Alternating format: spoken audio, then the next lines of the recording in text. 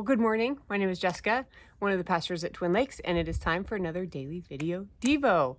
So, I don't know if you guys remember this, if you watch these video Devos, but back in June, I shot a daily video Devo, and I thought I'd just tell you a little bit about the behind the scenes aspect of that and what I learned about myself maybe and how it was a good lesson for me.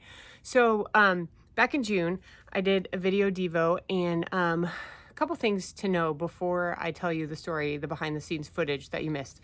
Number one, I had forgotten that I had a video Devo that I was supposed to record, and so I was kind of under the gun to get it done.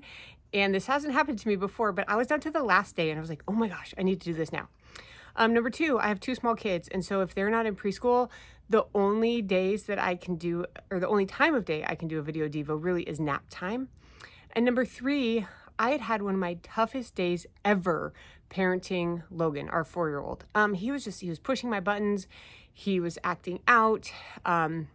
It'd just been a really hard day. He was very emotional. So it'd been a hard day, and I got to nap time and I was like, okay, now's my time. Got everything ready. I'm going to do this Devo. I'm going to knock it out, and then I can make dinner or whatever else I had to do that day. And as soon as I started recording, it's like everything around me wanted to interrupt. There was a constant stream of interruptions. My dog interrupted one take. An Amazon driver interrupted another take. A helicopter actually flew over our house, interrupting a take. And then Logan decided that he wasn't going to nap that day.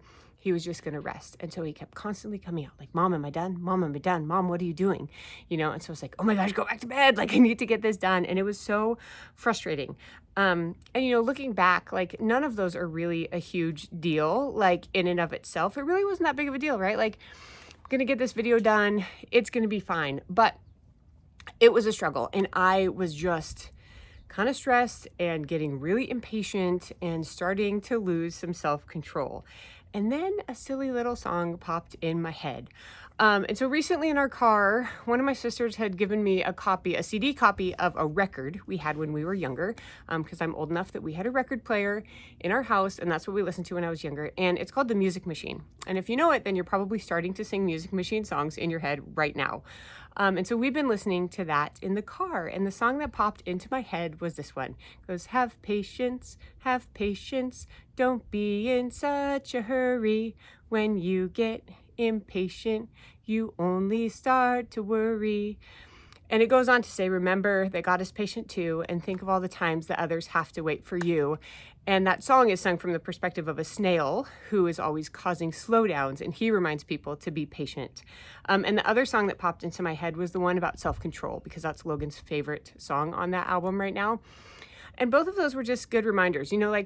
I may like to think that we listen to that album for my children. And I'm like, oh, it's so fun. Like, they get to listen to it. I listened to it as a kid. They'll learn these songs about the fruit of the Spirit. But really, I'm the one that needs the reminder to be kind and good and to be a bringer of peace and to have joy, right? And to exercise self-control and to be patient. I'm Logan that day. He was doing what 4-year-olds are supposed to do. He's differentiating himself from me. He's testing things out. He's pushing boundaries. And I'm the one that needs to be patient. I'm the one that needs to have self-control. And it was really it was a good gut check. And it was for me, and it was a good I have some things I need to work on, right? And with that song about patience, right? The last line is, remember that God is patient too, and think of all the times that others had to wait for you. And when I get a glimpse into how patient God has been with me, I know that I'm like, oh yeah, I need to be patient with other people. For you, I don't know what's going on for you today or what's causing you to feel stressed, exhausted, overwhelmed, impatient, pushing your self-control. For me, it was a variety of things that day. I would say my children probably were top of the list, but I know that God has been patient with me, infinitely patient with me, right? And so that reminds me to take a deep breath, maybe take a break, and remember that I've been on the receiving end of patience. And so I need to be on the giving end of patience, especially to the little people in my life. So I hope that helps you out today, and I hope that you have a great day.